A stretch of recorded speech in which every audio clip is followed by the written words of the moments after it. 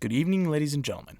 Welcome to Captain's Log, the show devoted to discussions and insights into pop culture with an emphasis on cinema in the occasional themed episodes. This is your captain speaking, Jose Valle, and it's time for us to begin our transmission.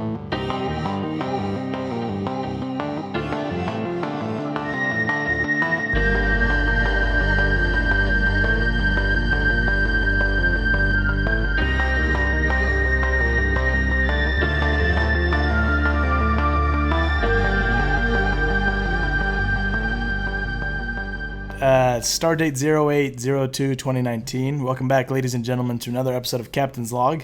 Today I am joined by longtime friend and I Need a 240SX himself, Ethan.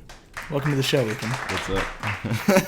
Why don't you tell us a little about yourself without giving out too much personal information? Because, they're listening. I just be vibing, tweeting about cars and stuff.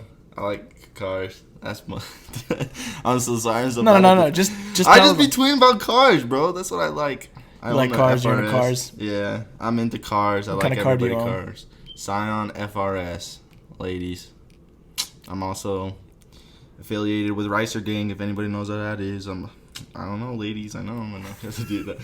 Ethan and I, we've known each other since like second grade, so we've been friends for a long time. Yeah, we've known each other for a while. I think we were in the same class. I think that's how we met, right? But we were in class together, and I think you were like the only other Latino kid in there. So I was like, I should talk to this guy. We really be brown. We really be brown in Utah, man. We really be doing that. I don't know. What do you do right now, Ethan? What's going on in your life? I be tweeting. You be tweeting. Yeah. You be vibing. I think we got that down. Okay. Tweeting, working my car, working on getting more money for my car. Just having fun, man. That's it. Making people mad.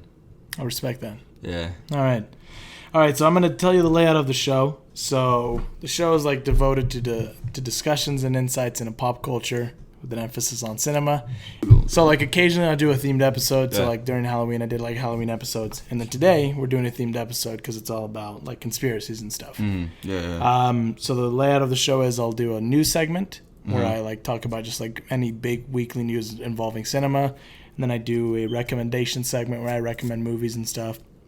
And then at the end, I do the topic. So right now we're going to jump into the news segment because I always like to see, I don't know if people have any reaction to what the news are. It wasn't a big week for news. I'll tell you that right now. There's only like 3 big things. But it's called Did You See the News? Because like, it's like when you talk to someone and like, hey, did you see the news that... Yeah. That's creative, bro.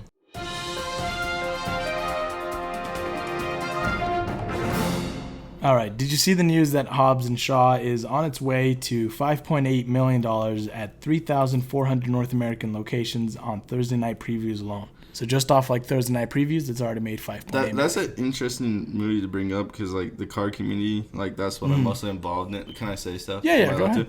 Like, that's like what I'm mostly involved in, and Fast and Furious has a lot of influence in the car community and stuff like that.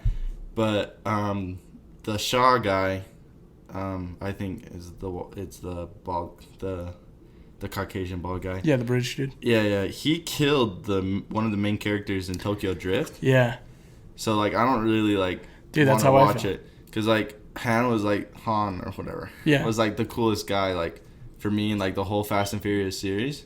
Because he was just like a decent person. He was just like super cool. But like, and then now they're making a movie with him. I don't really like that. That's exactly how I feel because I watched the last couple and I was like, isn't it so weird that the guy who killed one of like, because the whole point of these movies is like mi familia and stuff like that. You know what I mean? It's about family. And Han was like a brother to all of them. And then this dude. Yeah, he was with them for like 10 years. Yeah, and then this dude kills him, but just because he saved Vin Diesel's baby, like they invite him to the barbecue at the end of the 8th one, and it's like, what? You just vibing with this dude? You just chilling with him? Did you hear about Paul Walker? Mm-mm. Paul Walker had a relationship with a 16-year-old girl when he was 33 before he died. 16 years old, bro. So he's canceled in the car. Well, he's dead, so. Well, yeah, everybody says like, oh, why do you say that when he's dead? I was like, well, because like in the car community, I keep saying car community. Yeah. But with like the culture of cars, like people have like tattoos of him and like shirts of him and like cars dedicated to him. Yeah, it's like when Bill Cosby was like found guilty of like rape and stuff like that. Like people like worship that guy like with tattoos, like huge tattoos and huge longtime fans. It's like it's kind of almost similar. I'm not gonna say obviously it's not more impactful. Bill Cosby was a lot more impactful with a lot of communities, but yeah. Yeah, so no, forecasts see Hobbs and Shaw handedly topping the domestic box office with about $60 million, with Disney's third weekend of The Lion King in the $30 million to $40 million range, and Quentin Tarantino's Once Upon a Time in Hollywood should take the third slot around $20 million, following the director's largest opening to date at $41 million for Sony. Hobbs and Shaw is the 9th title in the Fast and the Furious universe, which has generated $5.1 billion in worldwide gross since its launch in 2001. The 8th installment in the franchise, The Fate of the Furious, debuted with $98.7 million domestically, on its way to a $226 million North American total. And 2015's Furious 7 opened with a franchise best of $147 million and wound up with $353 million domestically. That's crazy, dude. These movies make a lot of money. They're not even that good. I love them. I'll watch those any day. The Fast and Furious, bro, like there's this like famous line of like Paul Walker in the Too Fast, Too Furious, the second Fast and the Furious movie. He's like, don't mention it, cuh. And then and the guy's like, what? He's like, don't mention it, cuh. And that's like the generalizing all the movies until like one like whatever it's called sentence. Just like kind of cheesy, but like you're also like kind of into it. Did you see the news that the Elvis biopic starring Austin Butler has finally set a release time, with it expected to hit cinemas sometimes in 2021? The studio announced the date on Friday, 3 weeks after setting up Austin Butler as a star. The studio tested with a handful of actors in full hair and makeup at the end of June to see who would join Tom Hanks, who's playing Presley's manager, Colonel Tom Parker. Luhrmann co-wrote the script with Craig Pierce, and the movie covers the relationship between the veteran manager and the young singer. And this is Luhrmann's first film since his adaptation of The Great Gatsby, starring Leonardo DiCaprio. I think his most recent work was on the Netflix series The Get Down, and they plan to shoot in 2020 to accommodate Hank's schedule. I don't know. It's an Elvis movie. Wasn't Elvis a racist? He probably was. Honestly, a lot of people. Wasn't he? Yeah. A lot of people in his time were. John Wayne was, bro. Yeah. I didn't know that. Did you ever see that? John Wayne made a movie where he was a Chinese character. Really? They did like Chinese makeup on him. Dude, what's a freak, bro? Yeah, it's pretty wild. I was him for like the costume history. Do you want to know who I was? I was in 5th grade. Yeah, I was General George A. Custer, who like hated and killed a bunch of Native Americans because I didn't understand it. Yeah, like they really be like bamboozling us. They really be bamboozling us. Dude, I keep saying that really be, but like they didn't teach us about like these mass murders. No, like they when didn't. I was a kid. And then finally, the last bit of news was that Deadpool 2's David Leitch launched a shot at directing the MCU's Blade reboot, saying, Mahershala is such a great actor, and I've been fortunate to work with some great actors. I never go wrong that way. Having him play that role is a big deal and would be really exciting. So yeah, I would love that conversation. Did you hear about that? They're making a new Blade movie. Didn't they release like a whole screen of like? Yeah, so like their plans at Comic-Con. Yeah, you scared me right there when you're like, yeah, I'm like, no, like yeah, I don't know. I watched the first Deadpool and I was like, I'm not like really like that. Like I don't really like movies that much, but I watched it and I was like, it's pretty cool, I guess. I mean, like its target audiences are like age 16-year-olds. And I was like just past that. I was like 17 when I watched it, and I was like, yeah, "That's cool." Like he chop up guys. He chop up guys. That's what he'd be on.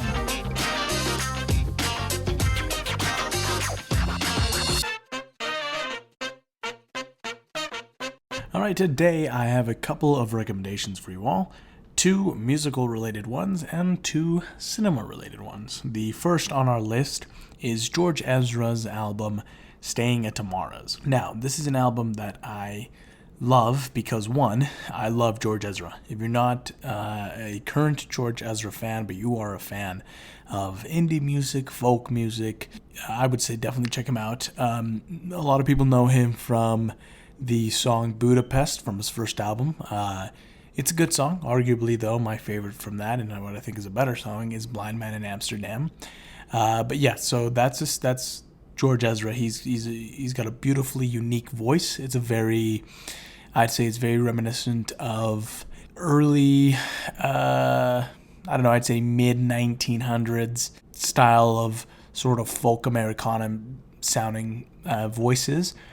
But anyway, Staying in Tomorrows is a beautiful album that's sort of representative of the spirit and embodies the idea of a summer of exploration, of self-exploration, a summer of finding oneself.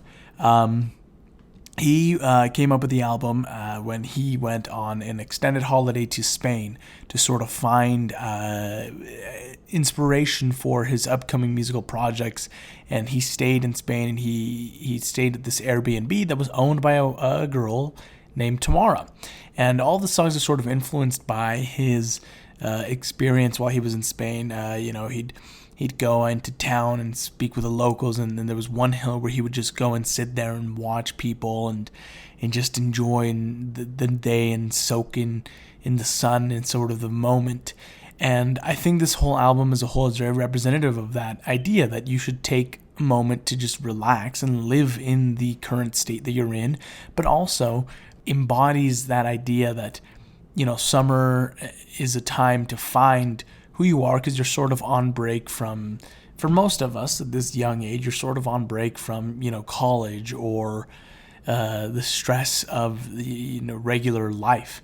And it's a good opportunity for you to get out there and just sort of explore what you like, who you are, and that sort of thing. So this album is very representative of that. I love it. It's a very warm and colorful sounding album. One of my favorite songs from it is Shotgun, which is sort of this awesome song about, like, if you're looking for me, I'm going to be doing this and living and enjoying. And I don't know. I really love his voice. I really love his sound. It's really good. I've listened to it, from beginning to end multiple times, and I love this album. With this whole idea of living in the moment and sort of seizing the opportunity, the next recommendation is a song called Live in the Moment by Portugal the Man. Again, if you're not a current Portugal the Man fan, what are you doing? Like, you should change that. Portugal the Man, they're famous because of their song Feel It Still, which is amazing. I still stand that, even though it's been overplayed, I think that's a banger, and I think that's a bop. But Live in the Moment is sort of the same idea. It embodies this idea of you should take the time to live in the current state that you're in and really enjoy what's happening around you. And every time I hear this song, I really just stop and enjoy the things happening. Even if I'm driving, I'm like, okay, what is around me? Let's take a second and enjoy this current moment. I'm driving in a car through this beautiful scenery, on this beautiful day. And I don't know, every time I listen to this song, I really just sort of take a moment to recognize the things that I should be grateful for and give a little bit of gratitude for those things. It's sort of, every time I hear the song, it sort of reminds me of the line from Kung Fu Panda where Master Oogway, the turtle, says to Po, the panda, he says, you're too busy worrying about what could be that you're not stopping to think about what is. Yesterday is history, tomorrow is a mystery, but today is a gift. That's why it's called the present. And that's why this song is amazing, because it embodies all of that, and it's fun, and it's poppy and catchy, and I love it. I love this song. Check it out. Next up is the film Beautiful Boy. So this is a little bit of a turn compared to what the two things I've just recommended. Beautiful Boy it's a movie based on true events, a pair of father and son memoirs about a father and his son who struggled with a drug addiction, and it stars Steve Carell and Timothy Chalamet, and it's a very, very well constructed movie. Interesting thing about this, and I could do a whole episode on this, so I'll be brief. In terms of storytelling, there's not anything in this that is astoundingly unique. There's nothing about this in terms of storytelling that stands out to me as beautiful. What is beautiful, though, is the core idea of the film, which is this idea of a father desperately trying to rescue his son, who by all accounts doesn't seem to want to be rescued. But also, it's this very just loose, all over the place kind of narrative, but it's tied together by these beautiful, beautiful visuals and incredible acting by everyone involved. It's hauntingly beautiful. It's hauntingly beautiful. For me, when I watched this, it was very tough for me to sit through because it's just so raw and emotional and, it's just, you really see the pain of addiction on an addict. You see the effects of addiction on an addict, but you also see the effects of addiction on those around the addict and the addict's family, it's his friends, the people that care about him. And I don't know, maybe it just struck an emotional chord with me because I watched this at a time when I was away from my support system, from my friends and family. But also maybe because it's just, I don't know, it's just well done. It's an Amazon production, which Amazon is increasingly getting better and better at these movies. Like, I really have to recognize that. But it's just really well done. It's not a sit down with your friends and enjoy kind of movie. It's a sit down and appreciate kind of movie. And I think everybody should check this out. I really think it's a good watch. And if you really want to feel some raw emotion and just appreciation for the life that you live, then yeah, check this out. Speaking of appreciation of life, next up is Lady Bird, which stars the beautiful Saoirse Ronan, who is the love of my life. And if I ever met this beautiful Irish lass, I would do everything to make her fall in love with me. But it stars her, and it's a story of this sort of eccentric Catholic schoolgirl who is completely dissatisfied with her life. She thinks that she deserves more, and she thinks that she should be living this posh lifestyle in these posh neighborhoods, going to these posh schools. But her parents really are just trying to do the best for her, and she doesn't have that. And it's sort of a coming-of-age tale mixed with a cautionary tale that you should be thankful for the things around you, because when you no longer have them, it's when you miss them the most. And also, as annoying as mothers can be, you should be appreciative of your mother, because at the end of the day, everything that they do is for the love of you. It's just a really fun movie. Really. It's just a really fun movie about these two girls who are just living through high school, and one of them, Lady Bird, who's an amazing character, she's just really obsessed with trying to live this amazing lifestyle that she's obviously not going to have, but once she starts to get everything she thinks she wants, she ends up not wanting. And it's a very cliche, repetitive story that's been told before, but it's really brilliant acting. It's got Timothée Chalamet in it as well, but it's just really well shot, and it's just a lot of fun. I really like the writing in it. I really like the characterization, and I like the depiction of these teenagers. I really like the depiction of the teenagers because, not too long ago, I was one of those teenagers myself. I'm just barely coming up on 20, so I can very much relate to this. And I've known people like that, and I've been in situations like that. So it was really sort of breath of fresh air to see a good characterization of these characters, and they're just fun. Lady Bird is such a fun, eccentric gal, and Ronan does an amazing job portraying her. The mom is really good in this. The dad, he's got a little bit of a side story that's really sad, but it's really good. I recommend you check this out. I recommend you check all the things on this list out because they're all really good recommendations. Yes, that's all I've got for you. But that shouldn't be more than enough to hold you until next week. Now, let's dive back into the main topic of conspiracies with my pal Ethan, and we're going to get back into it. All right, so let's get into it. All right, tonight's, so I'm just going to do a little bit of introduction on the episode.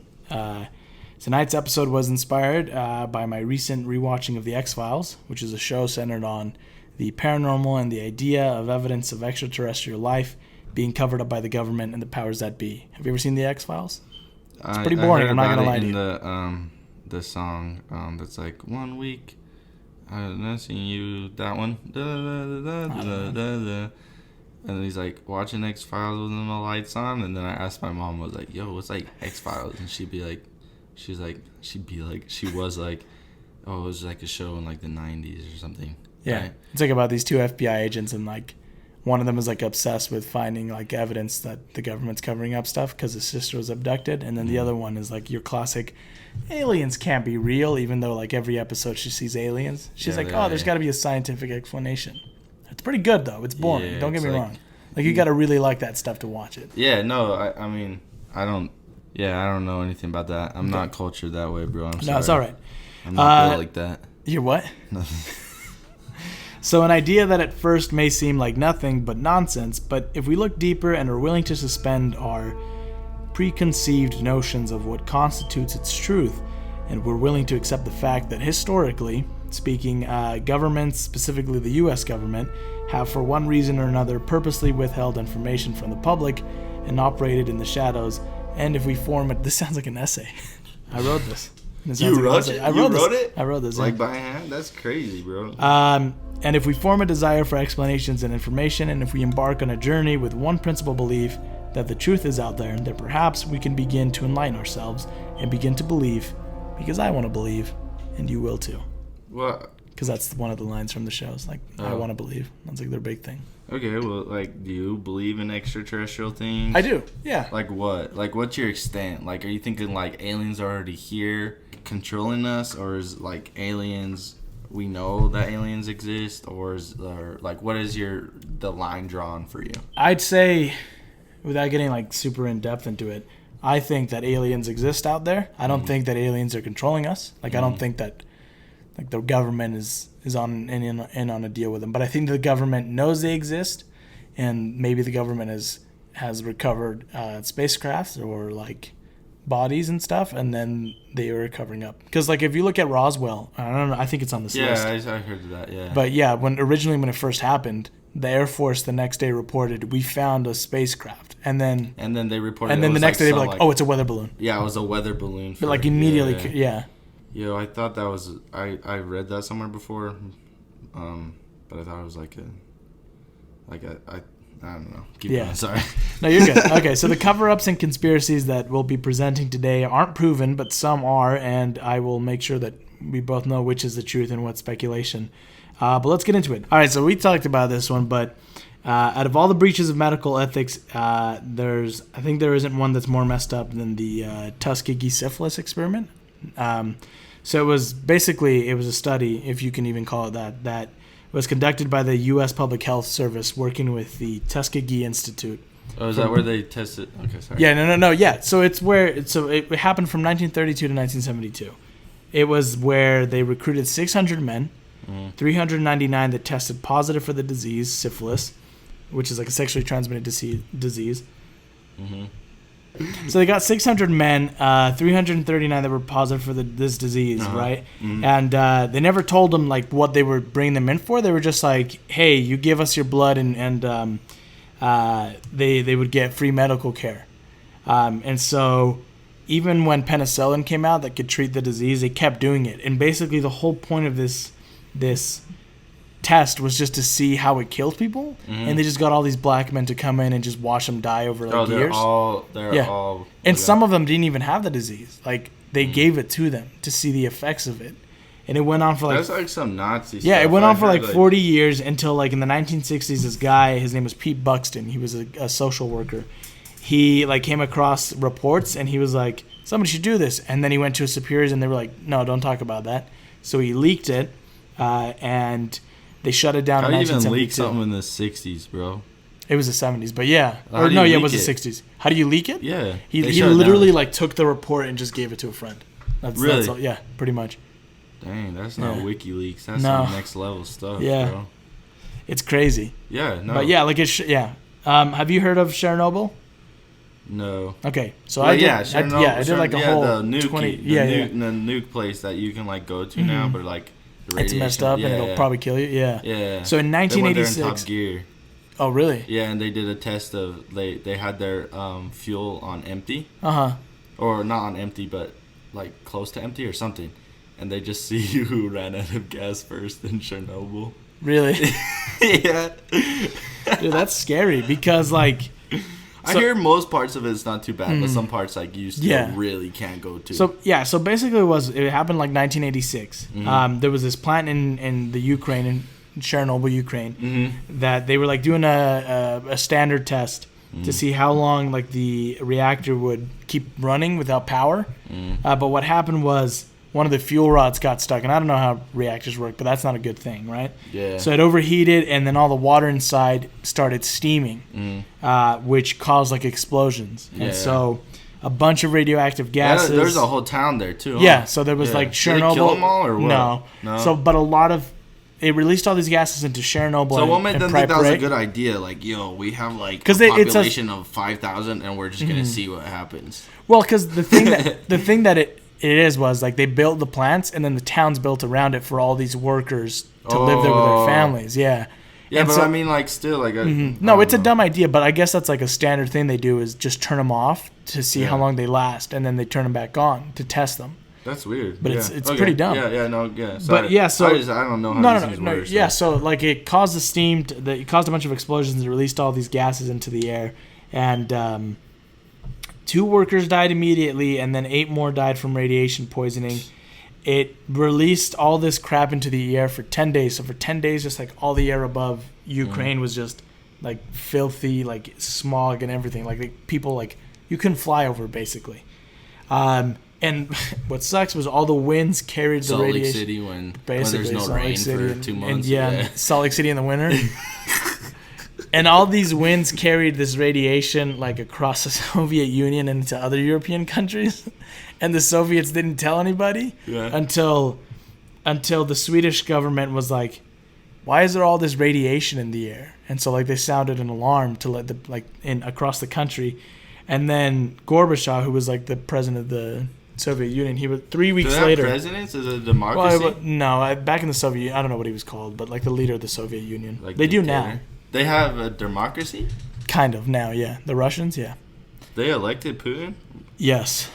Technically, I think. Well, I mean, he probably killed some people. Oh, I don't know. I'm not saying anything. Yeah, I don't know anything about politics. I think he's an alright guy. I'm not going to say anything. I don't know anything about politics. I just hear he was KGB, right? He was, yeah. Yeah, and those guys are not very good. Mm-mm. So I heard he kills a lot of reporters that go against him. So, well, theoretically speaking, hypothetically, I've never heard anything. I'm not saying that. Somebody else, not me. Yeah, as long as he preaches TK, we not talking about it. But anyway, they waited like 3 weeks before telling the world that they put all this radiation in the air. Mm-hmm. So that was pretty messed up, and like a lot of people speculate that the place won't be livable for another 20,000 years. What? Yeah, like the middle of it, like you can't Chernobyl, like you can't Chernobyl, like you can't live there and like grow stuff because it's just completely dead. Yeah, I mean, if it, I'm not trying to like make light of the situation because it's messed up and like people died and stuff, but like 60% of Russia is uninhabitable. Yeah, so, that's true. Like, do you know what's crazy is like people didn't make you laugh? I'm sorry. I'm not trying to like make them be like, oh, no. Well, Russia has it worse. I'm just like, well, yeah, like it's I don't know. I get what you're saying. I don't know what I'm trying to say. I'm just trying to say that relating to that, a lot of kids were born like with deformities afterwards. Really? It's so crazy. Like kids with like backwards legs and stuff like that. Really? Yeah. Like not backwards like, but like weird bending bones and stuff. A lot of kids got like, what is it called? Typhoid cancer and stuff like that. Really? Yeah. It's bad. They didn't even care? No. Yeah, I don't know. They made people like evacuate. I mean, people evacuated right away. They left their whole houses and everything. Like everything in there. Yeah. But you know that one guy was like, "This is where I grew up and this is where I'm gonna die." There's still people that live there. Yeah. People that were like, "Well, I'm already old, so I'm gonna die eventually." And it's like, yeah, but you could die of a regular cause, or you could die of cancer. Radiation. Yeah. Yeah. Okay, this Homer one's a little more fun. So on November 22nd, 1963, the nation was traumatized by the assassination of President John F. Kennedy in Dallas. 2 days later, Dallas? What was that? Sorry, I keep interrupting. No, you're good. You go Dallas. I didn't know. Yeah, it was in Dallas. In Texas? Yeah, it was in Texas. That's crazy. And then 2 days later, a second shock followed when suspected assassin Lee Harvey Oswald was ambushed and shot to death by Jack Ruby while in police custody before he could be brought to trial. Kennedy's successor, President Lyndon Johnson, appointed a special commission headed by the U.S. Supreme Court Chief Justice Earl Warren to figure out what happened. So this commission issued a report in 1964 that concluded that Oswald not only had fired the shot that killed Kennedy from a window. Yeah, like conspiracy theories are like government. Like I don't really like know because like I feel like politics and stuff are like, I'm a very neutral person. So like I'm not really like a politics not really a politics person, because like people kill each other over politics, and that's something like, it's like so weird, because like to be American they want you to like, oh, you run your country and all this stuff, but like I kind of stay away from that, because like people like kill each other over that stuff, bro. Like that's weird. Like, oh no, what's something really stupid that people fight over? I don't know. There's a lot of stupid things people fight over, but they're like, they just like kill each other, bro. That's so weird. Like that they are so loyal to like a non-existent party, pretty much. Like it's just made up. It's not like a weird like religion or whatever. It's just like they believe the same things as the guys on TV, so they kill the guy down the street because he doesn't believe that. Yeah, but the crazy thing about this one is that it they keep dying. Well, yeah. So like all these, so the guy who kills Kennedy, Lee Harvey Oswald, he gets killed. The guy that kills Lee Harvey Oswald, Kennedy's assassin, gets killed. So there's not anybody to talk to anymore, right? So Kennedy's vice president, Johnson, he's like, I'm going to launch an investigation. And this investigation comes back, and they're like, oh, yeah, Harvey Lee Oswald killed him. The end of the story. But a lot of people were like, no, that doesn't add up. Like, if people always point out the trajectory of where the building he was supposed to be in compared to where the car was, the bullet would have had to have curved or whatever. Like, a lot of people talk about that. I relate everything to video games in my life, because I've wasted all 18 years on them. You know? But in Counter-Strike, also I don't know anything about politics. So I don't know if this is offensive. If it is, I'm sorry. I really don't know. I really have no idea. But in Counter-Strike, there's a weapon called an AUP, and supposedly it's the same caliber that JFK got killed with. So everybody names their gun JFK Killer, or just JFK. That's pretty cool. Now you made me feel like a loser, guys.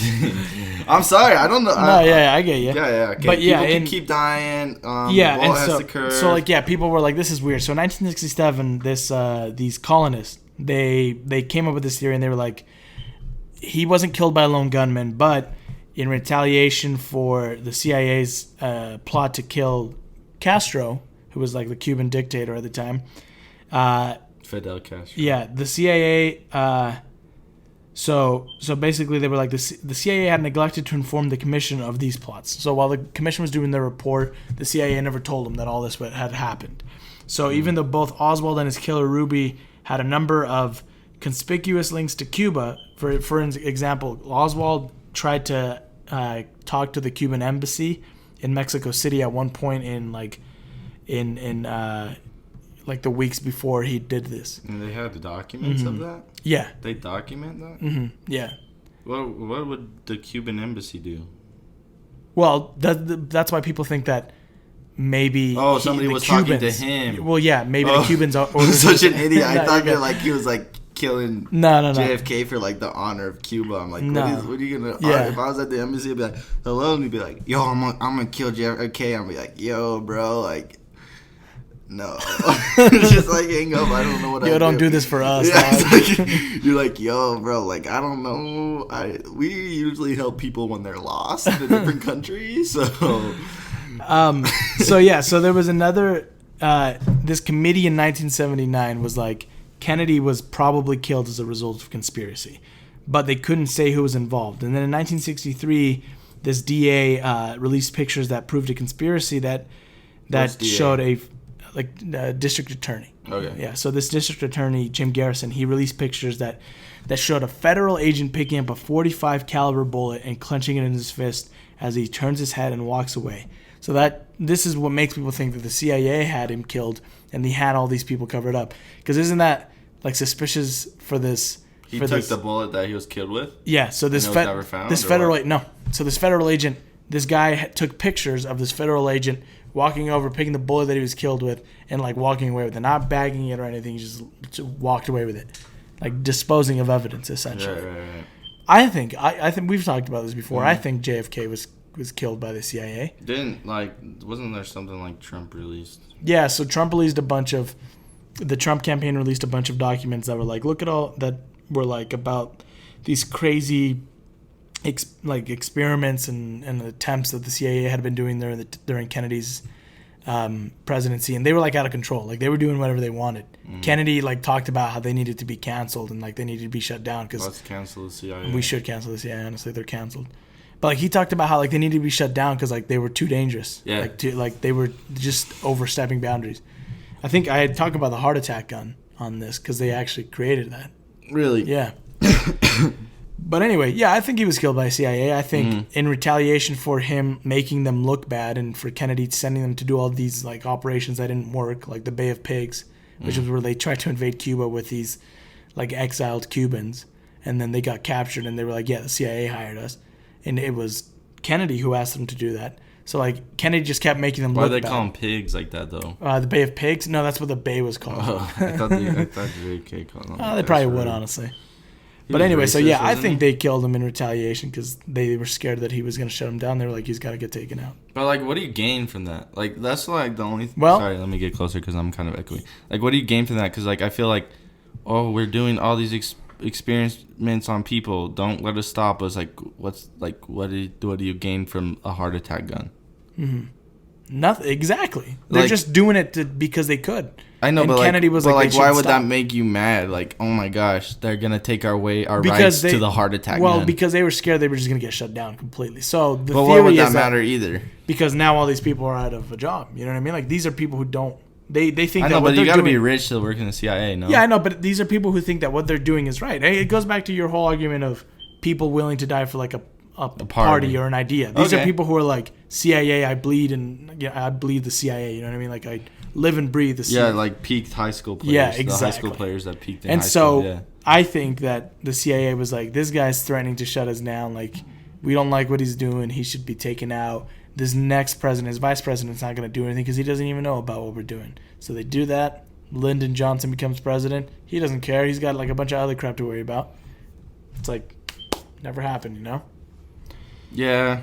Yeah, I don't. Oh, look, this is the next theory. So there's a theory that has actually been proven that the CIA was developing a heart attack gun. So they built this weapon in the 60s and 70s, and it could cause a fatal heart failure. The weapon shot like a small poison dart that could penetrate clothing and left behind nothing but a red dot on the skin. But anyway, so this gun, they shot you with it, and it like went into your skin, and then it just dissolved. So there was no evidence except for a tiny red dot that you could be like, oh, it's a birthmark. Isn't that like like what is it, like rice poisoning? What do they use in freaking Breaking Bad? Have you ever seen Breaking Bad? I haven't. Like you like burn rice pretty much, like a ton or something, like melt it or something. I don't know. Yeah. But just like this much can like kill you. I don't know what it is called, and somebody's gonna make fun of me for it on Twitter, but I really don't know what it's called. But anyway, this little gun, it just made it look like you had a bug bite, and they could assassinate whoever they wanted to. And so there's actually a video in 1975. Can't you just do that with a taser? Yeah, but people see you with a taser, so they like this. Yeah, they could shoot them from far away, and then you're done. You walk away. Like it's the CIA. They could just be like, "Hey, we're the CIA. Getting back to this van." No, but that's the thing is like if they wanted to go topple governments, they want to go into a different country and assassinate this world leader. You just shoot him with his gun. Okay. It looks like he got a bug bite. Yeah, I'm very local. Like I'm thinking like just these the guys USA. aren't. Yeah, no. I guess I was closed-minded on that. I'm like, if it's in the US, why don't you just like show up in a blacked out Suburban and just be like, hey, so we're the CIA, come with us, and then just like tase him. Yeah. Like, cause like you can get a right? You can get a taser like high enough voltage to kill somebody. Yeah, definitely. Cause humans can only take so much electricity in their body. You pee your pants when you're tased. I didn't know that. Yeah, cause like your muscles, like they tense up and then they loosen. Have you heard about how like you poop yourself when you die? Really? Yeah. Cause like all your stuff just comes out. That's awesome, bro. Yeah. I know. Or sometimes women, when they're giving birth, I don't want to hear it. They can poop themselves. Really? Yeah. Because they're like... Girls don't poop. That's how they make babies, bro. Sorry, girls are good for everything in every use, and that is not pooping. A juke. That's not a joke. I believe that women are equal to men, and that they deserve all the rights, and that they should be taken more seriously in society. But I'm just saying that... Women don't poop. Yeah, they don't fart either. Yeah, I mean, you could say that. Yeah, I don't know. Toot would be... All right. Go on. So you heard of MK Ultra, right? MK Ultra, So it was 1950s and 60s, like during the Cold War. The United States government was scared that the Soviets, Chinese, and North Koreans were going to use mind control. Really? This was like a legitimate fear of theirs. They were going to use mind control to brainwash U.S. prisoners of war in Korea.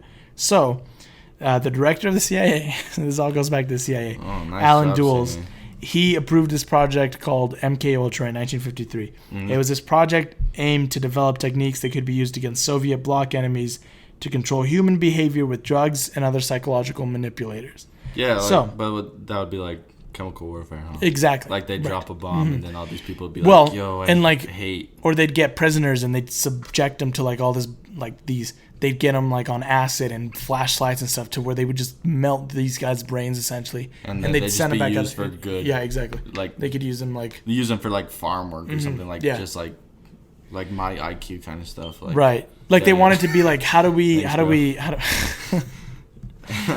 anyway, this program involved more than 150 human experiments involving psychedelic drugs, paralytics, and electroshock therapy. Sometimes the test subjects knew they were participating. Other times they had no idea, and that was like most of the time they didn't even know they were being used for this. Why did they test it on their own people? Yeah, like they would just bring people to test it out, and they wouldn't tell them. Do you want to hear something that's freaking insane to me? So I worked at Toyota. I think I already it paused, so explain that it cut out. I worked at Toyota, and this kid was in the army, or there's so many different. It was the army. He was just in Afghanistan or something, and he said that they. We're talking about conspiracy theories, and he said that this guy's like, yeah, I heard like they just give you like random shots sometimes in like the military, and this kid's like, oh yeah, that's totally true. That kid I really didn't like. He was like almost 30, but he was like 5'2". Anyways, I really didn't like him, but so he was just telling us that like one time he got like a disease over there. Mm-hmm. And like they gave him a shot, and then like sometimes they just give him shots randomly, and he didn't even know what they were. That's whack, dude. But like I had a friend, shout out Vinny, bro. He's one of the coolest people I ever met, man. He's a medical person in the military, like he runs hospitals for the military. And he was telling me like he did that because so Vinny he was a medical advisor. He said that he never do that stuff because they just do too many sketchy stuff to like just like kids that join the army and stuff like that. They just give him random shots for what? Yeah, I don't know. That's what the kid was telling me, is that they like just gave him shots and he didn't even know what they were. That's crazy. Yeah, and I'm like, bro, if they did that to me, like he says, like you don't really have a choice. They just give them to you and you have to. That's insane. Yeah. They're probably still doing this kind of stuff then, testing drugs and stuff on people. Yeah, I don't think they're dying in masses. No, well, yeah. But like, I just don't. If somebody handed me a shot and they're like, take it, and I'll be like I don't even take ibuprofen from people I like, acquaintances. Yeah. Like somebody I just barely met, and they're like, oh, you want like, oh, here's some packaged ibuprofen. I won't even take packaged ibuprofen. Yeah. That's crazy. Or if I do, I'll like text somebody I know and be like, hey, like I really needed ibuprofen. But like he just be taking shots that people like give him. So like just relating to that, it's just like, yeah, he just said that they give him shots all the time, bro. Not all the time, but like occasionally. That he just didn't even know what they were, but he had to take them. That's crazy. Yeah, so like this thing. They were testing all these psychedelic drugs on people and stuff to see how they could use them in combat. The last thing they had was a thing called Operation Midnight Climax, which was where government-employed prostitutes lured unsuspecting men to CIA safe houses where drug experiments took place. So the CIA would dose the men with LSD, and then, while at times drinking cocktails behind a two-way mirror, watch the drug's effects on the men's behaviors. So recording devices were installed in the prostitutes' rooms disguised as electrical outlets, and most of the Operation Midnight Climax experiments took place in San Francisco and Marin County, California, and in New York City. The program had little oversight, and the CIA agents involved admitted to freewheeling, party-like atmosphere. One of the guys named George, like just basically like doing whatever you want, like just see what happens. Yeah. So one of the guys, George White, he wrote that, of course, I was very missionary, actually a heretic, but I toiled wholeheartedly in the vineyards because it was fun, fun, fun. Where else could a red-blooded American boy lie, kill, and cheat, steal, deceive, rape, and pillage with the sanction and blessing of the All-Highest? So he said that? Yeah. Like, that came out of his mouth? Yeah. Well, it came out in a letter that he wrote to this other guy. But that is... Dude, that makes me sad. Yeah, like, they were just using this operation to do whatever they wanted. They wanted to just see people die. Mm-hmm. Dude, that's so messed up. I mean, it's like, first of all, it's messed up to get a prostitute because, like... Sorry, bro. Like. Well, it's messed up to lure men who like are desperate, and then just be like, okay, we're gonna kill you to see how these drugs affect your body. But that doesn't even make any sense. Like exactly. It doesn't really make sense to me because they're like, oh, we want to see how these drugs affect people. It's like guns affect people. Like, can you guys like do it without like making them like suffer? Here's what's even more messed up. So Frank Olson, he was a scientist who worked for the CIA.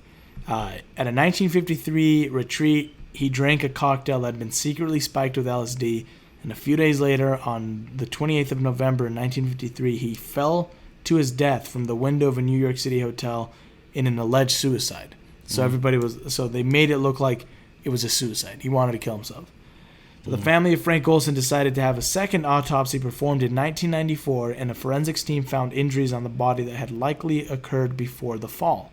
The findings sparked conspiracy theories that Olson might have been assassinated by the CIA, and after prolonged legal proceedings, Olson's family was awarded a settlement of $750,000 and received a personal apology from President Gerald Ford and then CIA Director William Colby. All right, so that was like the last of like the historical cover-ups. Now we're gonna get into like some of the stuff that like Fox Mulder, as like the guy from the X-Files. This is like stuff that would be like. He'd be like, oh, so like something like on the line where you're like, nah. Yeah, right. Yeah. This is some more stuff where it's a little shorter ones, you know, a little more interesting. So, so here's another one. I don't know if you've ever heard of the alcohol, tobacco, and firearms siege on David Koresh's Waco compound. You ever heard of Waco, Texas? So it was this government wanted to shut down a cult. That was a cult. A cult, yeah. The government wanted to shut down this cult that was like getting a bunch of weapons, like they were stockpiling, and so they're like, "Oh, this is crazy. We need to do something." Yeah. But the true story is like way more nuanced. In depth. Yeah, because David Koresh and they were called the Branch Davidians. They'd been living peacefully in Mount Carmel for a year. When all of a sudden the ATF, the alcohol, tobacco, and firearms, so they're not even like a real government, like it's not like the IRS a police. Or something. Well, yeah, they're not even like a police agency. They're not like the FBI, the CIA, the NSA, like anything like that. They were like the alcohol, tobacco, and firearms agency, which is just around to monitor that stuff. But anyway, these guys set their sights on them. Yeah. And so thanks to a lack of planning and poor execution, the ATF ended up with a massacre on their hands. And to this day... Them?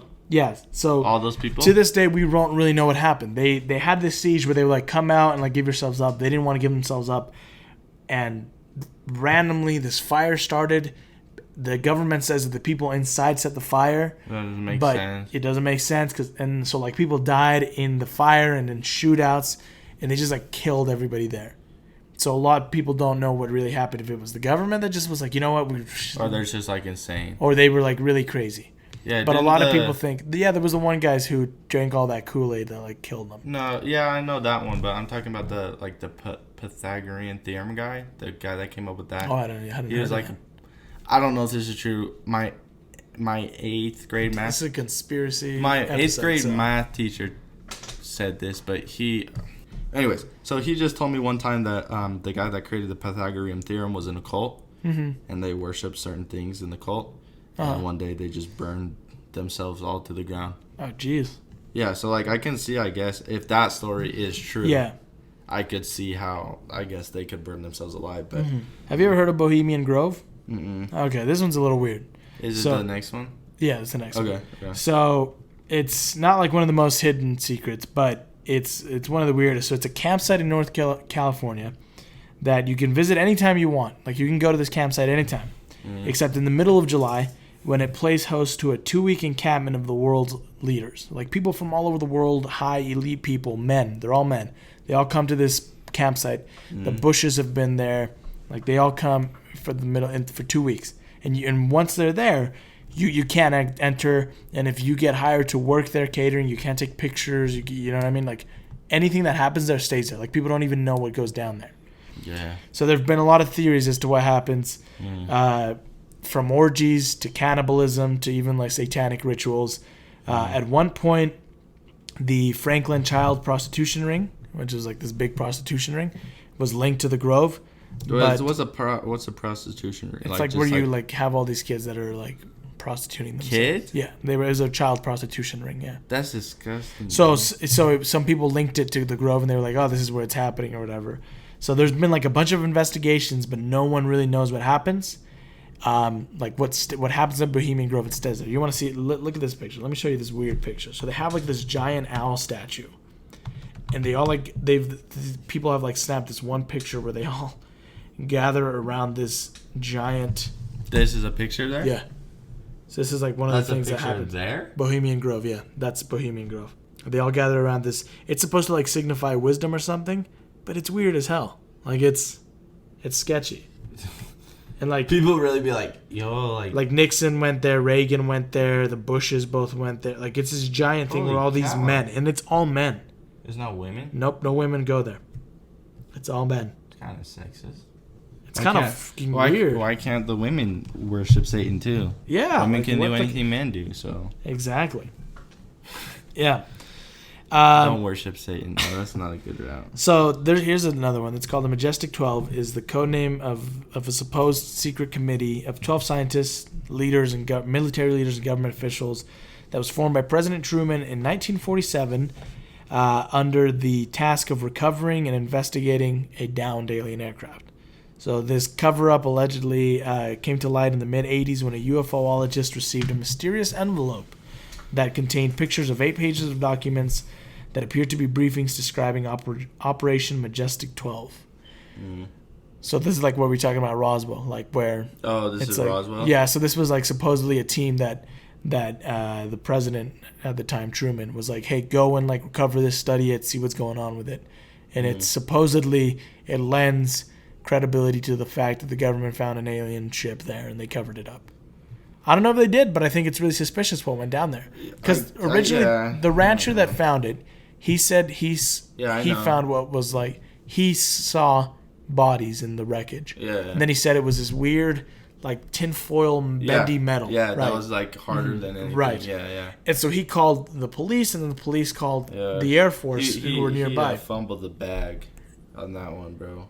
He could have made a lot of money. Yeah, I think so. Yeah, I wouldn't call the police. I don't think. Like, if they're all I'm dead, not going to call the government. Because the government's just going to cover it up and they're going to shut me up. Either kill me or make sure I never speak to anyone about it. They'll be like, okay, we're going to kill your entire family if you ever talk about this. Or they'll make me look like a moron. They'll be like, oh yeah, that guy has this. Oh, back in second grade, one time he had a mental breakdown at 2:04 a.m. And he never recovered, And he never recovered. Don't ask how we know that, but we do know that, and But yeah, so he reported that. The Air Force shows up, and then they're like, yeah, we found aliens. And immediately the next day, they're like, oh, it was a weather balloon, and those were... And then they said that the bodies, because people did see bodies, they said they were crash dummies. And people were like, why were there crash dummies on a weather balloon? Like, you don't put that with a weather balloon. And they were like, oh, we were testing the... Impact or something. They said they were testing parachutes. Mm-hmm. And just, I don't know, a lot of it doesn't add up. I think something weird went down there, and... The government didn't want people to know. Yeah, he fumbled the bag, bro. Call freaking Russia or something and be like, hey, bro, like, check this out. Like, who would you call? I wouldn't call the government. No, I wouldn't. I wouldn't call the government. I'd see who, like, I'd call guys who are in, like, a UFOologist and be like, yo, I think I found what you guys are looking for. Like, we got to leak this. Yeah, but even then, I don't know who, because, like. I would leak it. And whatever, like, yeah. I would leak it. Like, and I'd get out of the country. Yeah, definitely. Because the minute you leak it, they're going to come after you. Because they'll find your IP address. Even if you're the most tech-savvy guy, they'll find you. Yeah. Anyway, speaking of, like, alien stuff. I'm sorry, go ahead. No, I'm just saying, like, bro, like, there's so many things you could have other done. He's like, oh, let me call the police. Like, yeah. Like, let me call the police. Oh, like no disrespect, I guess, but like that's not what I would do. Like I would try to benefit it in some way. Either like if I call the UFOologists, whatever, and and they're like, we'll give you a bunch of money for it, like that benefits me. But that's a very selfish way, so I didn't think I'd go that way. I'd probably just leak it and be like, we can make this stuff. Or we can do this or that. Yeah. Because then we'd be talking. But I'd be killed, but like, if it helped people. Yeah. You'll die. Yeah. But I'm sure you didn't die of natural causes. But if people know the truth, and if the truth is out there, then maybe it's worth it. Yeah. As long as I didn't have kids. Yeah, I guess. Like, that's a hard thing, because they'd just be like, yeah, we'll kill your kids, yeah. And let you live. And then put you in solitary confinement. Yeah. And show you pictures of your kids type stuff. Yeah. They would, honestly. They probably. would, yeah. Mm-hmm. So, have you ever heard of the Battle of L.A.? Mm-mm. Okay. So, it was like 3 months after the attack on Pearl Harbor. Like, people were freaking out about everything that was going on. So, the Battle of L.A., what happened was... I think it was February 25th. Mm-hmm. There, late at night, something triggered the anti-aircraft alarms that the military had set up in Los Angeles, mm-hmm. and all the air raid sirens turned on. Mm. So a blackout was called, and searchlights went up into the air so they could find these Japanese attackers, because that's what they thought. They were like, oh, the Japanese are bombing L.A. Yeah. And reports came in that it was an unidentified flying object floating off the coast of L.A. So the Army artillery, they went on the offensive for an hour. So for an hour, they shot, starting at like 3:15 a.m., they shot more than 1,400 shells at this thing in the sky. They don't know what it was, but they were shooting it, trying to shoot it down. They were unable to shoot it down, and the shells exploding may have even been mistaken for enemy planes. Anyway, 5 people died during the blackout. 3 in car accidents, 2 from heart attacks. So it wasn't like military casualties or anything like that. But no enemy planes or UFOs were hit, and eventually the blackout order was lifted and the president notified. At first, War Secretary Henry L. Stimson claimed that 15 aircraft were involved in the battle, and then officials said it was simply a false alarm. Eventually, the Army said that it was a weather balloon, sparking suspicion of cover-up to this day. It was a weather balloon, always bro. That's why we shot at it. Yeah, exactly. That's why we shot 14,000. Yeah, that's why it's always their go-to thing is a weather balloon. Dude, I don't know. Like, stuff like that, I don't know, man. Like, I'm a person that, like, enjoys, like, conspiracy theories and stuff, but, like, stuff like that scares me. Like, it gets too much in my head. Yeah? Aliens and stuff like that? Well, just, like, government. Like, if that's the stuff that they will tell us, then what if they don't tell us? Yeah. You know? If they will tell us that JFK, like, what you said, the Trump administration, not Trump himself, I guess, but... Yeah. Said that, like, Kennedy was actually killed by the CIA or whatever. Didn't they say that? Something? Well, they kind of hinted at it. Yeah. It could be a possibility, yeah. It could be a possibility. If they can tell us that, then what? Yeah. Killing their own president. Yeah. What are they not saying? Yeah. And then I'll be like, yo, like, I want to stay here forever so I don't deal with that stuff. But yeah. That's probably another conscious thing that they want you. Yeah. It's probably all just a mind game to them, like a sales tactic. Yeah. Like, just the little things they do. They want you to see that UFO. Yeah. And, like, focus on the UFO. Mm-hmm. Maybe they're doing that to cover something else that's going on? Or they just be like, yeah, we have UFOs, but trust us. Yeah. Like, I'm not trying to be like, ooh, yeah. But it's just like, if they'll tell us, if they will come out, because, like, nowadays, if there's anything like an alien like that, like, there'll be videos, but, like, nobody would say anything. The government wouldn't say anything. No. Trump wouldn't say anything. Mm-mm. So, like, if they come out and say, oh, yeah, we understand that was a problem, and they like, confronted that, even though, like, most people, like, saw that it wasn't. Like, it could be just, I don't know, it could just be like, yo, like, I say yo so much, bro. It's like a bad habit. But if that's something that they will tell us, or that they'll acknowledge, what are they not acknowledging and what are they not telling us? But that could be a really stupid point of view, but I don't like to think about that. Right. It's just very scary. Here's what would be scary, Makes right? Me not want to have kids. It's not not like any woman wants me. But. Here's something that I think would be scary. So this is a story about a guy. So in 1947, this dude, he sees 6 flying saucers. That's scary. Here's why. About Puget Sound, right? Like near Maury Island. So he said, I don't know. Yeah, it's near Washington, I think. Washington State. There's an island by Washington State? Yeah. Yeah, there's more islands by Washington State. Not D.C., Washington State. Yeah. Because they've got, like, the whole ocean right there. Yeah, I didn't know there was, like, islands, though. Yeah, there is, like, small ones. Okay. Anyway, yeah. So he's out there and he sees... He lives in the island? No, he was just out there by it. Well, he was fishing. He was, like, out by... Oh, he was fishing? Yeah. Okay. So he sees these flying saucers. He says one of them explodes and the debris hits his boat and it injures his son. So he showed evidence of the debris to his friend, or to his employer, Fred Chrisman. And not long after the incident, Dahl reported that a man in a black suit threatened him and destroyed his photos. So then eventually he recanted. So he went back on his statements after the FBI publicly denied his story. But then, by then, like the incident had already gone into the press and stuff. So at the same time, a few days after Dahl said he saw the saucers, this other dude named Kenneth Arnold saw 9 strange flying objects over Mount Rainier. So this was 2 days before those guys brought it up. He saw these. Yeah. So then in a second man, a prospector on the ground saw the same objects at the same time. And Arnold estimated that the flying saucers were speeding about 1,700 miles per hour. And he said that they were most likely experimental. How do you know that? I don't know how he knows that. He must have been an expert. I really don't. Oh, he was a pilot, it says right here. He was a businessman and a pilot. So I guess he could calculate that by looking at it. If you're a pilot, you would probably know these things, right? Yeah. Shout out Gershon. Gershon's a pilot. He has the FRS. Shout out Gershon. That's dope. Anyway, according to Arnold, he thought it was experimental military aircraft, but then the military was like, "Oh, we're not doing any test flights." And so this guy says that the military asked him not to speak about the saucers. That they came to him and they said, "Hey, we don't want you to talk about it anymore." Yeah, I probably wouldn't. I don't know. Right. So then the Air Force began investigating, and officials found Arnold and the prospector's UFO sighting credible, but attributed it to a mirage.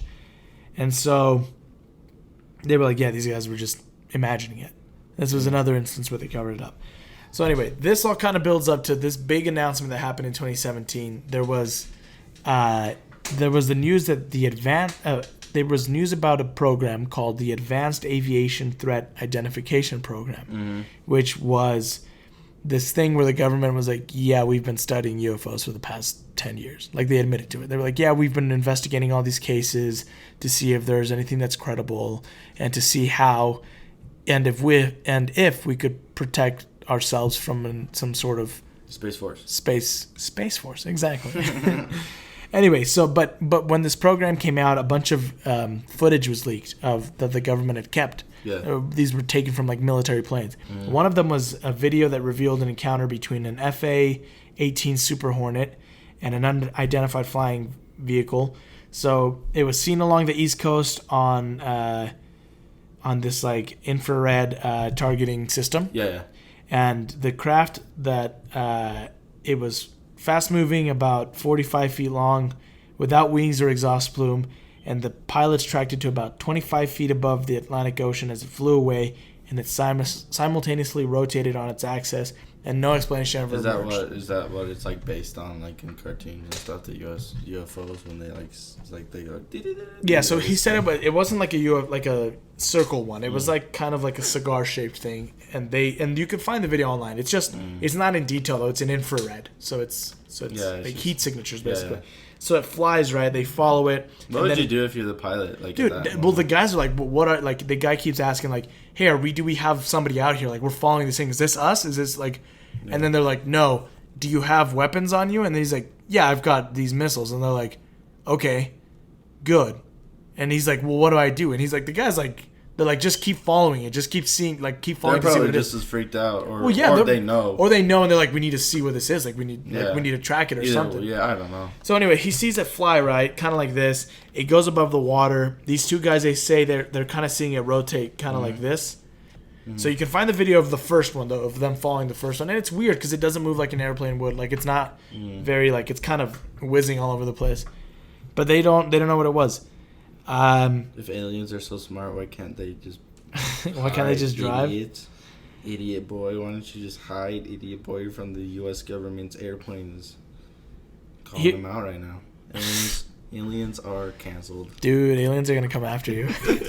No, dude, That's why I don't like talking about this stuff. I feel like. All right, here's most of these are UFO ones. I'm pretty sure. Dude, one time when I was like 6, like I discovered YouTube. And it was like its very early stages, but like my dad like told me about like the Bermuda Triangle because it was on like the History Channel or something. Mm-hmm. I like looked up like the Bermuda Triangle on the computer, and like it was like some like now that I remember it's like some fake image, bro, like awful like Windows Movie Maker red text sliding images. I remember, but I just remember I was like so freaked out. I was like, what the like I remember like drawing on a piece of paper. Like I don't know why I did this. I was like 6. I was just like drawing clouds and like a plane going through it. And I'm like, what happened to the plane, bro? Like where'd it go? Dude, I always used to get so scared of this because like I was a little baby as a kid. Like I was scared of everything. Dude, I'm scared of everything now. I don't watch horror movies. Oh yeah, you don't, huh? I don't, dude. I don't mess with any of that stuff. I don't think dude, I'm scared. No, but what scared me was I would go stay like summers in Sacramento with my cousin. Yeah. And he was big in aliens. He like loved it, and he'd keep me up and he'd tell me all these like weird stories and make me read these books. And I remember it like scared the crap out of me. And when he like first started telling me about aliens and stuff, he was like, if you think about them, they'll come after you. And then I was like, what? And then he's like, yeah, okay, good night. And then he just like, that was like the last thing he said to me before I went to sleep. And that entire night I could not sleep because I just kept thinking, I was like, dude, if I think about aliens, they're going to come get me. But it's weird. Like that's why I keep a pistol in my pocket if they're ever trying to pull up on you. But it's weird because it's scary because it's like, well, what if there is some form of intelligent life out there? Like, I don't want them to come and test me and like do experiments on me. Yeah, that's why I keep a pistol. Yeah. No, I forgot what we were talking about now. What were we talking about? Just your cousin? Like, yeah. Yeah, no, I didn't play around with that. Like, really, as a kid, like, I don't. A lot of kids, like, now, like, our age can watch horror movies and they don't even do anything to them. You're like, oh, they're not even scary. Right. When one's scary, it's good, right? Like, I've never seen the original Halloweens, bro. Like, really? Like, I've seen, like, a review of it. But, like, he, like, kills his sister or something. Yeah. Yeah, like, that part, like, I watched that, like, this year and it messed me up for, like legitimately, like, 3 months. Like the original one? Yeah. Have you seen the new one? It's really good. Yeah, I recommend I'm not going to watch it. I'm sorry. Like, I trust you, but, like, I get that. Yeah, I'm not. Yeah, I get it. Yeah, I'm not really, like, down. Like, the scariest movie I've watched probably is, like, Lights Out. Yeah. That one time. And I've seen... I think that's it. I think that's the only horror movie I've ever seen in my entire life. Like, legitimately. I played horror games, like Alan Wake, if you've ever heard of Alan Wake. Yeah, I've heard of that. Alan Wake's a really good game, but it was never scary for me because, like, I know I could do something about it. Like, that's what's the thing with games. It's like, they don't really scare me because, like, I have a choice. Right. In the horror movies, I'm just like, yo, bro, what's Yeah. I have a friend, Alvaro. He's like super terrified of aliens. Like if you talk about him around him, he gets like really. It's just like certain stuff like that. Like when you talk around like random things with me, like I get freaked out. Like I'm paranoid about stuff. I get freaked out about like the deep web. Like I don't mess with that. Anytime anyone starts talking about that, like the stuff that's on. I also think it's like so like weird. Like people just like focus on that stuff so much because like that's crazy. Yeah. I guess I don't know what I was trying to do with how I started my sentence because I'm an idiot. But like the people like really focus on that, especially nowadays. Yeah. But I obviously it's because like everybody has access to the internet now and stuff. But it's like I swear everybody freaking talks about that. Yeah. About what? Like the dark web. The dark web. Oh, okay. Yeah. Yeah. Everybody talks about it. Yeah. I think so now. Yeah. I don't know what I was trying to do with my first sentence because I'm like stupid, but like what I was trying to say is like now it seems like everybody's talking about it. Yeah. Which is like I don't know. When I was 13, I knew about it, but I feel like not a lot of people knew about it. Yeah. Yeah, I remember. I was just like when I was 13, I was just like, yeah, why would I want to go online and see somebody be tortured for donations? But now people are like, yo, so I went online and I saw this person be tortured or whatever. Yeah. It's crazy, and you're like. Okay, why? I don't really like mess with people like that. Like one time I don't either. It was like one time I was in computer programming class and we were talking about just like websites and stuff. And this kid one time was like, "Yeah, bro, like I just go on like gore threads on 4chan and just like watch people like like freaking chop off their hands and stuff. I'm like, for what? Yeah, what are you? What's the point of it? Yeah, that? Exactly. Like, yeah, I guess like it could be some kind of rush for them. Yeah, like, well, like yeah, it was, bro, like go talk to a girl. Right, That's a rush. Yeah, bro. the kid who was telling me this, like, he was like, he's like a cousin. Yeah, he's like the cousin of a friend, and he was like, yeah, I went on there and you can find all this. And I was like, dude, why did you go on there? He's like, well, I was just curious as to what's on there. I'm like, hey, I'm curious, but I'm not gonna go look at it. Yeah, like I'm not gonna go find out. It's like the other day, dude. If we're talking about scary stuff, I was coming back from a concert with freaking Luke. It was like last year in October.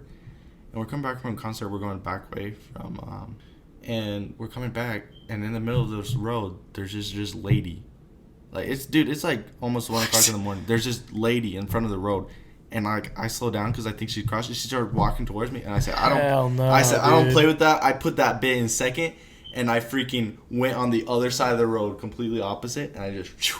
What was? I don't know. Some crackhead or? Yeah, I'm sure it's a crackhead. Yeah. But I'm just saying, I don't play with that stuff. That's like weird, some dude. people would be like, "Oh my gosh, what's the lady do?" No. Like no. I don't think you were in the car when you were having this conversation, but I was having this conversation. Is it scary? Is it gonna make no. I don't think so. Well, like I said, like when dogs die in movies, like for like 3 days, like I'm not the same. Well, it was just we're talking about like the idea of like, because I was telling some friends this because my little brother and I were watching some video, and my little brother, it was like stories about like hitchhiking, right? And they talked about how like these people ran out of this car and like asking for help or whatever, and they tried to like rob them or something. And my little brother was like, "What would you do if somebody ran out of the woods?" And I was like, "Dude, honestly, if somebody ran out of the woods, I'm not gonna stop and help them. Ever. Like, even if they look distressed, Ever. I'm gonna call the police. They're gonna kill you, or whoever's trying to kill them is gonna kill you. Or like I always say this, like, never pull over for somebody on the side of the road fixing their tire. They're gonna kill you, or they're gonna kill you because they think that you're gonna kill them. Yeah. Like, you could both be in the right mind frame of, like, I need to be safe about this, or I need to help. But if somebody comes and tries to change my tire, bro, I'd probably, like, pull a knife or something.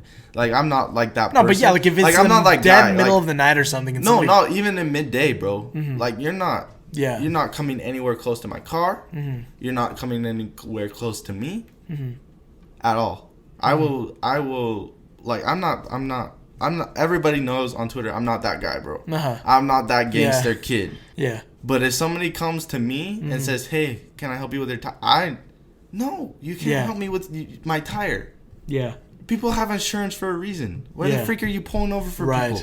That scares me. One time my mom freaking let somebody help her. It was like a couple of months ago, but I was like, dude, I was so mad.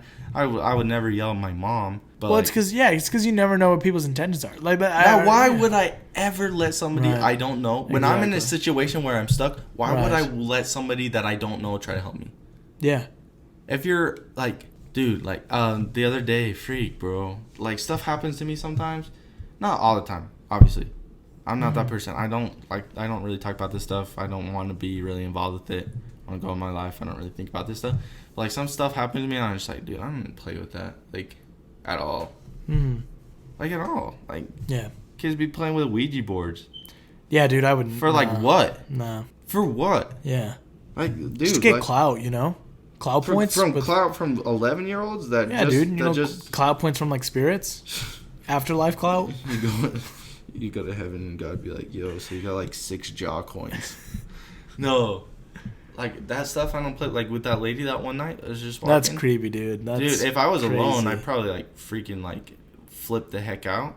But I was with Luke. Yeah, if I saw that by myself driving there, I would probably, I don't know what I would do. I'd be really scared. Yeah, I don't even know if I could act sane in that situation. I wasn't.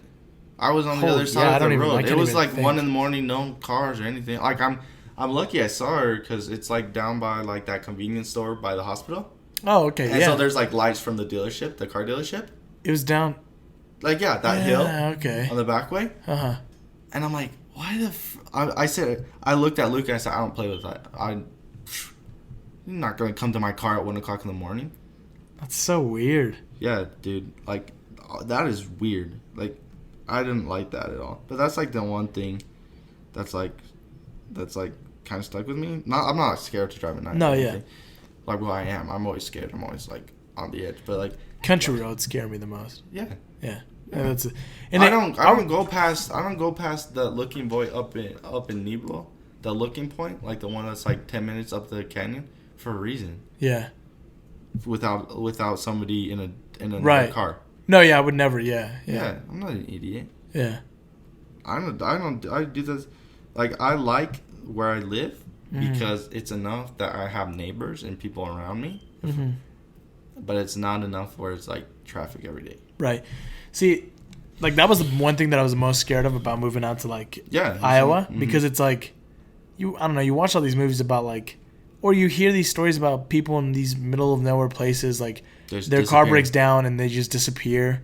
Yeah. And so like there's so many like just rinky-dink country roads with like I don't go like branches hanging over it, and every time I have to drive through them. That's why I take like the highway every time. Yeah. But there's some times where you can't. And you have to take those roads. That's like the I speed through them, dude. When my girlfriend, like, dude, like, people go, like, up to Nebo, like I said, at the looking point, like, 1 o'clock in the morning to make out. I'm like, bro. Nah. That's how, what is his name? I only go over... That's how the Zodiac killed. Yeah, that's how the Zodiac got people. Yeah. You should watch the movie Zodiac, by the way. It's really good. No. Yeah, it's not scary. No, well, I'm chilling. Scary. No, I'm chilling. It's kind of scary, actually. Ted Cruz is the Zodiac killer. Just joking. I don't know anything about that, but I just remember it was a meme. But, the moon doesn't exist. I heard this one. Yeah, you've heard this one? Mm-hmm. So it's a hologram. Yeah, a lot of YouTubers push this one. The moon doesn't exist. I don't know about that. I think that's it. There's no like. That's it. That's it's just like moon doesn't exist. Moon doesn't exist. It's a hologram. Like, okay. What do you think about the moon landing? And that was faked? Like, what do they like? People are like, oh, they faked it because they Stanley Kubrick filmed it. That's what people say. Really? And that's what people say, yeah. Yo, he'd be the GOAT for that. Have you ever heard that the Denver airport is the home of all evil?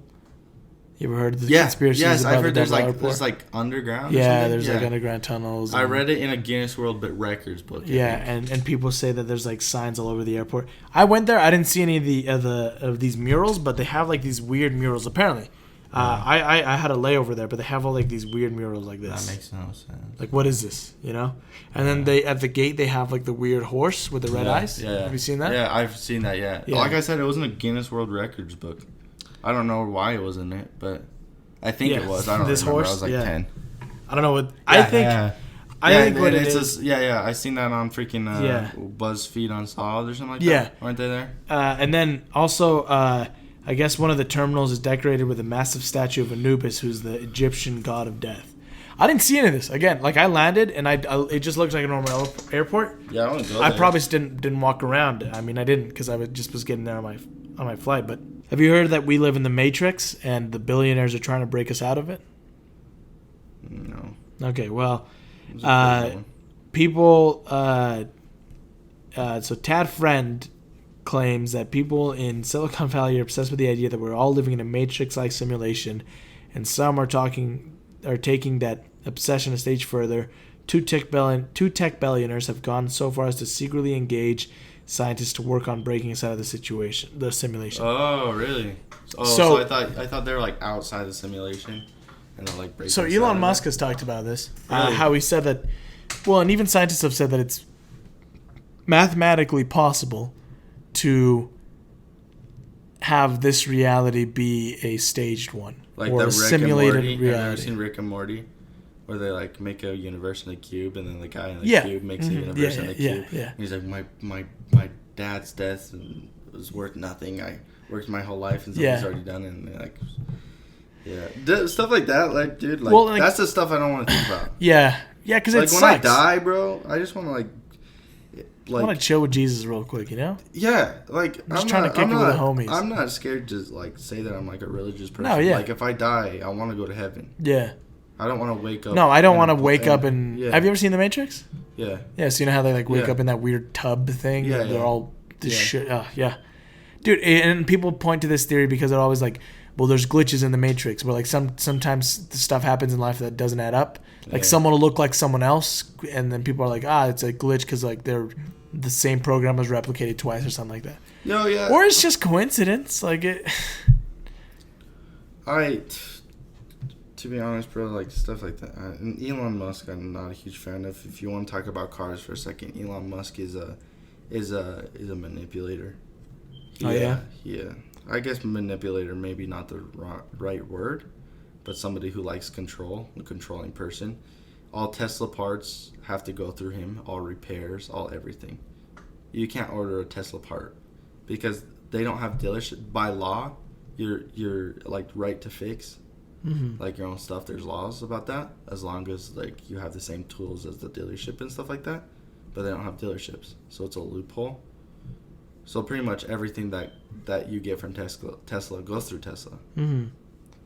So like you can't really do anything custom to your Tesla without getting like a lawsuit.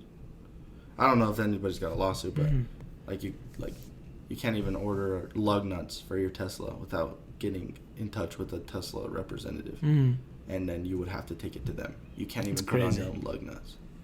Yeah, so that's so dumb. So like stuff like that, like I don't know. I think Elon Musk is eccentric as hell. I think he's a very, you know what eccentric means? Like someone who's like this rich person or something, but they're just weird. They're weird and like they're dumb. Not like, dumb, but like just weirdos, you know? It's just like that old man that's like, hey, I'm cool too. Yeah. Shut up, Elon Musk. Like, yeah. Screw Elon Musk. Yeah. Elon Musk is canceled. I'm gonna say that. I have nothing against. Dude, have you? Like Elon Musk is like, why can't people repair your own cars? Why can't Tesla? He doesn't trust them. So boring. He doesn't trust them. Trust them on what? They own the car. Nah, man. Most times when people buy, like, I don't know. All right. Have you heard of the theory that the FDA is withholding the cure for cancer? Yeah. Yeah, I've heard that. So it's like the theory that big pharmaceuticals figured out a cure, and they're not going to give it to us because it's not profitable. They're going to maybe sell it. You know what I mean? I can see that because Magic Johnson has a cure for AIDS. Yeah. Government administered AIDS, bro. I can see that because why would you give the cure to cancer when you can benefit from giving people? Okay, again, like I'm not trying to be insensitive to people who have family members. It's like a neutral, but like theoretically, right? I'm not trying to be insensitive. We're still thinking about the people that has died and the people that have gone through it. Yeah. But if you were a big to sort of humor this idea, if you're a big pharmaceutical company and you have the cure to cancer, why would you give it to people when you can make a lot more money from chemotherapy, hospital visits, medication? You can either over medicating people. Exactly. You can either continuously benefit from someone or benefit from them one time. Wouldn't you want to continuously make money from them rather than one big time? Like an investment. Yeah.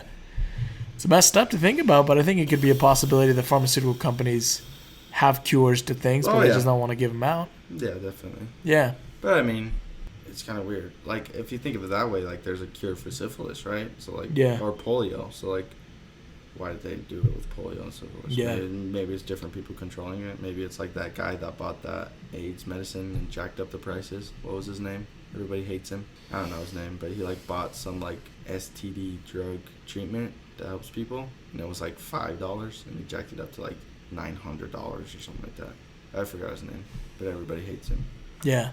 Yeah, I would hate him too. Let's talk about the last one. Yeah. I think this is the one you want to talk about. OJ Simpson. Go ahead and tell us what you think. Okay, so I'm not being sensitive, and I'm not like I'm trying to stay calm.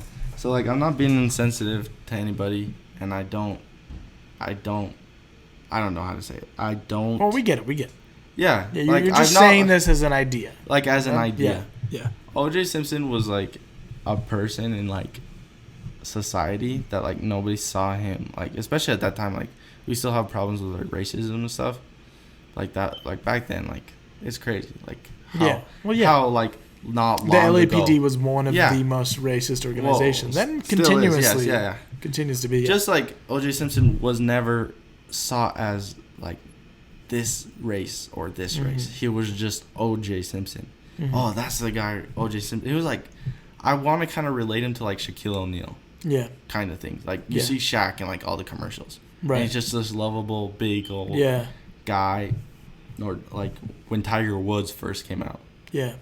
Like as a big thing. Everybody's like, Tiger Woods. Yeah. You know? I don't know a lot about golf, but that's what I've been told. Right. Like, Yeah. But like a lot of things don't add up in the OJ Simpson story. Obviously, if you don't know how it goes, OJ Simpson, his ex-wife was murdered And then he went to a golf tournament, and then they're like, hey, your ex-wife was murdered. We need you for questioning. He came back. He had Cochran, Kardashian. Robert Kardashian, yeah. Yeah, like those 3 guys.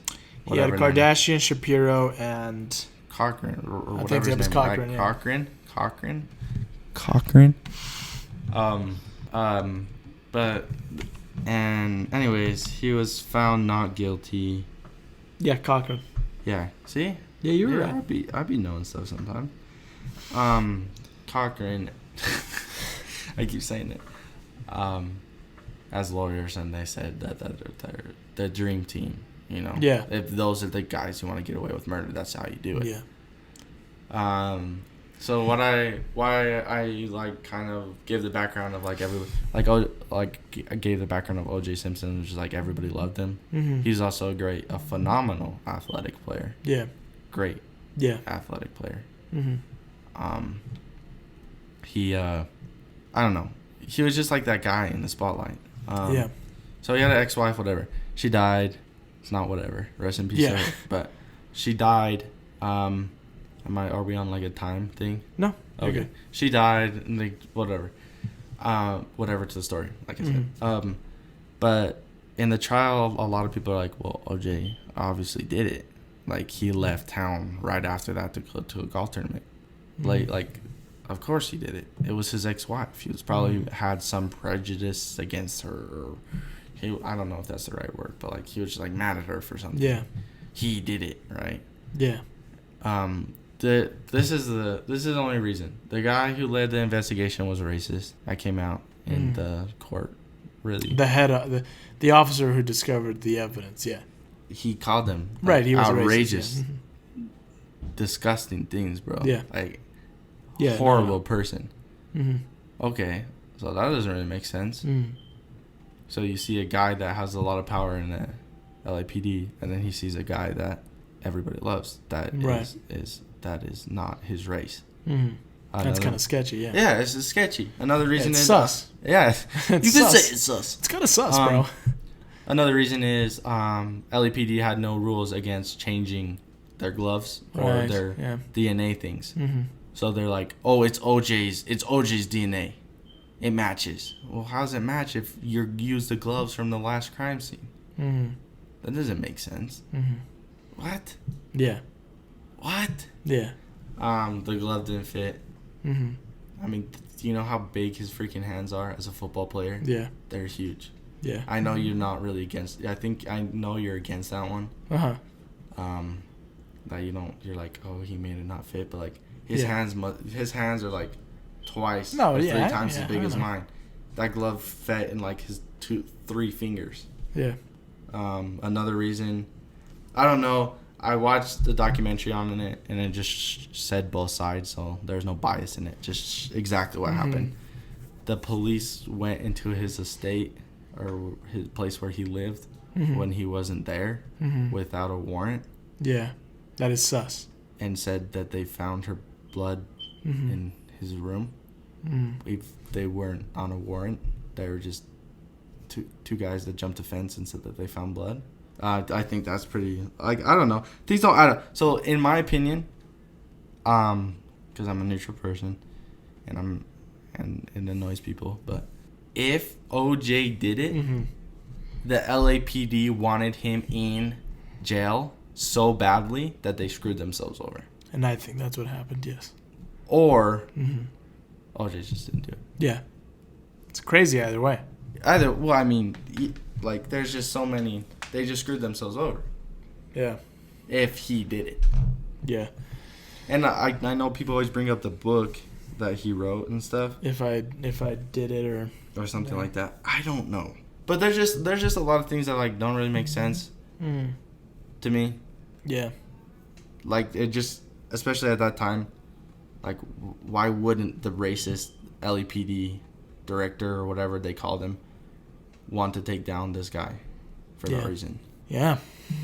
Well, we've reached the end of the show, so it's time to wrap it up.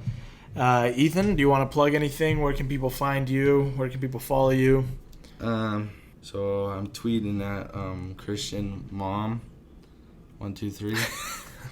I tweet Bible, music Bible videos. verses, yeah. Yeah, music videos, mostly that. That's Okay. where you can find Bible me. Mom. Bible Mom 1, 2, 3, 4. Yeah. Alternatively, you can find me. I need a 240SX. Because I need a 240SX as a car. On Twitter? On Twitter, on Instagram. Okay. I don't have anything else with that. Big following on Twitter, huh? What do you got, like 3,000, 4,000 followers now? Yeah. It's pretty cool, dog. It's pretty cool. I appreciate. Shout out everybody there too. Like I appreciate all of them. Yeah. Like it's not just like me. Like appreciating people with cool cars. Like I appreciate everybody. Like they help me so much about it. I've never had to Google. I have never Googled a car question in like 6 months. That's good. Yeah. That's awesome. Screw you. No, I really mean that. That is cool. I think I always see when you tweet something and just all the people that are like 50 yo, we replies. love you, dude. Yeah. Yo, you're awesome. And I'm like, good it's for you. like, That's dope. not like kill myself. Like, no, I don't think it's got that deep. But like I've been like I sad get what you're before, saying. and people I have think been it's like, cool, yo, though. bro, like. I feel like you deserve a little recognition. I feel like you're getting it now. I think that's good. Yeah. I mean, honestly, I feel like you think you do a lot, but it's whatever. Yeah. Screw me. I'm just this selfish, stupid kid. Idiot. That wants recognition for what he does. Oh, you want a car and you can't afford it? No, yeah, I just tweet funny things. Yeah. That's all right, it, bro. Yeah. What do you do? I think you've got a special thanks coming out on a short film that's coming out pretty soon. Oh, yeah. You pulled the incredible driving maneuvering skills. Yeah, I drove a car, bro. When they're like, "Hey, car," they're like, "Yo, let's go talk to Ethan." We had a scene today on that short film that Max and I are shooting. He was on last week's episode. People be making films. They really do. Yeah. And we had to do a shot where we wanted to follow Max on a bike, and we had to get a car. And Max was like, "Who do we get?" And I was like, "Dude, we got to get somebody who can like handle." Like honestly, we could have asked anybody, but I was like, "Who's honestly gonna be like, I'm sane about this, and I understand what you're asking of me?" And I was like, "Ethan's the only guy that I'm like, if I said, could you do this?" He'd be like, "Yeah, I can do that, and I know what you mean." So I called Ethan, and he did a really good job. The shots turned out really good. Just shout out their movie making. I don't know if they want me to say the name. It's called Static. We've talked about it. It's coming out pretty soon. Shout out that. Shout out Ricer Gang. Shout out Cool and Handsome. Yeah. All right. That's all, bro. If you'd like to support the show, you can go to patreon.com/captainslogcast. Yo, donate to Jose, bro. I'd be seeing how broke he is. He's eating white bread out of the plastic. Dude, I'm eating That's it, though. Out of the plastic. You don't even got water. No, I don't even have the water, dude. Seriously. Yeah. But yeah, we're saving up for ham this week. We eat off the floor. We don't have furniture. Or a house. We eat off the cement. Yeah, we're just outside right now recording. Yeah, that's crazy. Yeah, it's crazy. It's actually so cold. It's actually, yeah. Brr. But yeah, you can support the show at you can support the show at patreon.com/captainslogcast. Donate $1. Anything helps. Keep the lights on for the show. Get some equipment so I'm not recording in my mom's kitchen when I'm home. You need to get a Cash App. Yeah? Because, like, Patreon, like, I want to make one, but they take a percentage. Yeah. They take a little bit off of there, Yeah. 15. Yeah. I think. But, like, I want to do that just so I could have it there, like, always. Maybe I'll do a Cash App, too. Because, like, I'll just be like, Cash App me, and then people will, and I just get the money. Yeah. You can Venmo me, too, if you guys want. Yeah, Venmo. J-Valle, V-A-L-L-E 27. Yeah, shout out Jose for freaking letting me on this. Yeah, thanks again for Ethan coming on the show. You can find me on Twitter at AlfredValle27. I just tweet political stuff, so I don't know if you want to find me there. But you can find me on Instagram at j.valle_, where I post my short films, post some cool pictures. And I'm also on YouTube, which is where I'd say most people should go check me out. It's just Jose Valle on YouTube. I just post my short films there, cool little videos that I make, and the show. I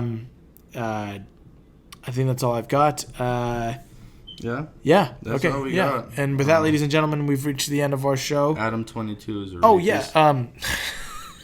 Screw Adam22. I hate Adam22. If you support Adam22, then you don't support this show. Then you don't support like being a decent person because that man is if you do support the show, you can also email in with any suggestions, questions, comments, anything like that. Yeah, I wouldn't. Like one time, somebody messaged me. He's like, "You smell like Swiss cheese." Like, what did I do to deserve that, bro? It was at like 3:00 in the morning.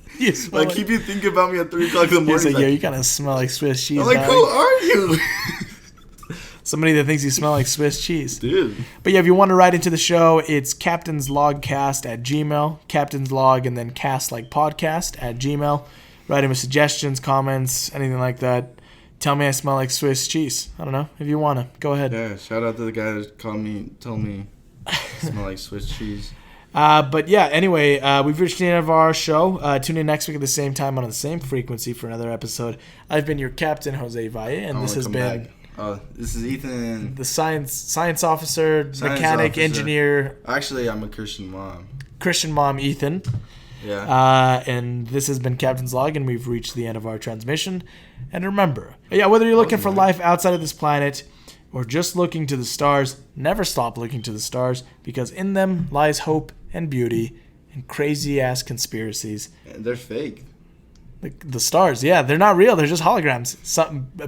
Donald Trump has a projector at the White House, and he just turns it on every night. Beep, beep. Yeah. Little switch. Yeah. It's like, oh, babe, I forgot to turn the lights on. She, like, runs out. But anyway, thanks for listening, and goodbye. Goodbye.